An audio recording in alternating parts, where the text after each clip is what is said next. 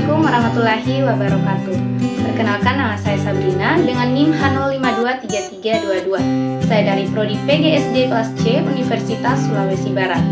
Yang terhormat Ibu Evi Segarawati Apri, SPD MPD, selaku dosen pengampu mata kuliah pengembangan kurikulum dan bahan ajar.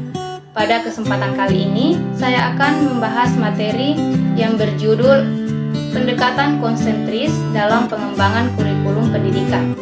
Dalam materi ini, saya akan membahas 4 topik materi, yaitu yang pertama, landasan pengembangan kurikulum, kemudian yang kedua, pendekatan lintas budaya dalam kurikulum, dan yang ketiga, kurikulum multikultural masa mendatang, dan yang terakhir, pengembangan kurikulum sebagai ide, sebagai dokumen, dan sebagai proses.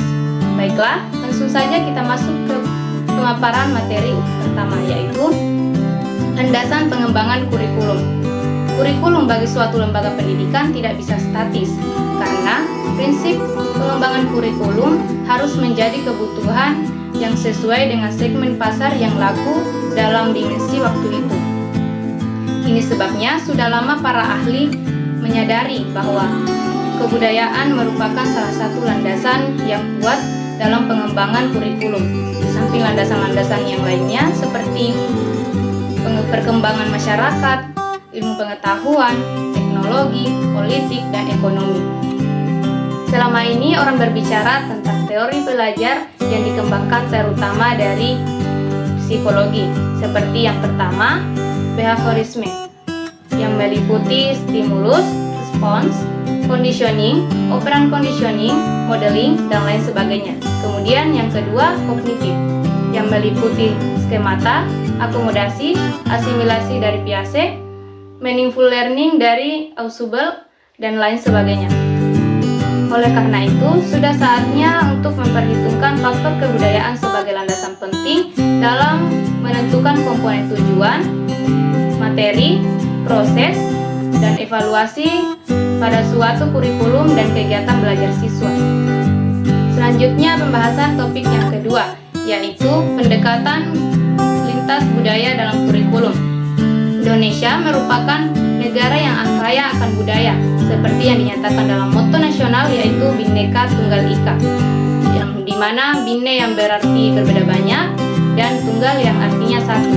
Oleh karena itu, apabila kebudayaan merupakan landasan yang kuat dalam pengembangan kurikulum, maka dalam proses pengembangan kurikulum harus memperhatikan keragaman budaya yang ada, seperti yang ada dalam Undang-Undang Nomor 22 Tahun 1999 yang berlaku tentang otonomi daerah memberikan wewenang pengelolaan pendidikan kepada pemerintah daerah yang mungkin saja akan menghasilkan berbagai kurikulum yang sesuai dengan visi, misi, dan persepsi para pengembang kurikulum di daerah.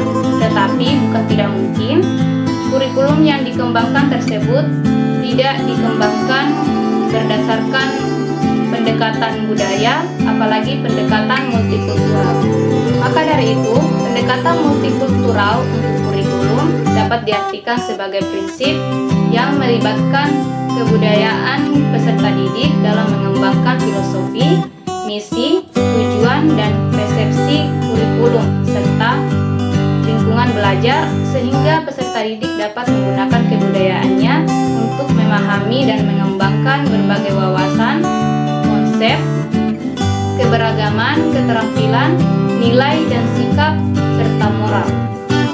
Selanjutnya, pembahasan topik yang ketiga, yaitu kurikulum multikultural masa mendatang.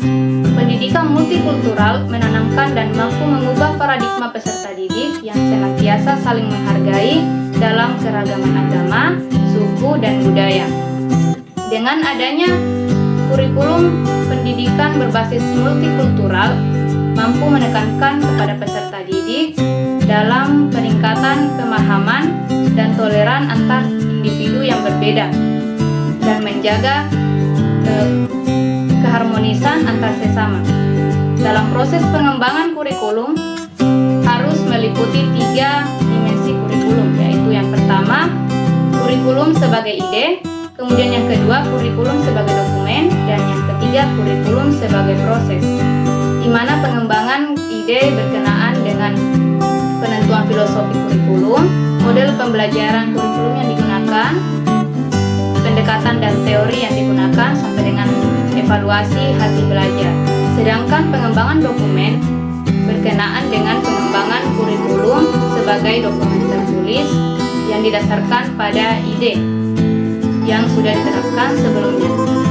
Dan pengembangan kurikulum sebagai proses terjadi pada satuan pendidikan atau sekolah agar guru dapat mengembangkan kurikulum melalui rencana pelajaran, kemudian proses pelajaran sampai dengan evaluasi pembelajaran yang sesuai.